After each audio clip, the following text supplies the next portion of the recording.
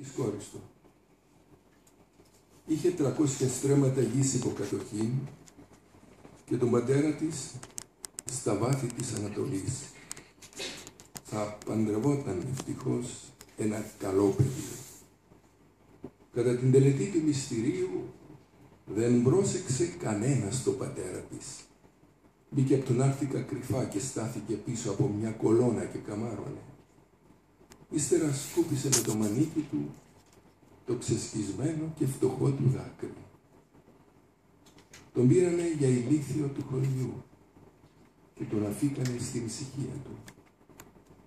Τελειώνει ο γάμος και να χαίρεστε τα στέφανα. Παίρνουν κουφέτα και λουκούμια, μπαίνουν καθένα στο κινητό του, χάνονται. Ο στοργικός πατέρας πάει κι αυτός στην πράσινη γραμμή. Περνά σκεφτός, παίρνει ξανά τη θέση του στο χώρο.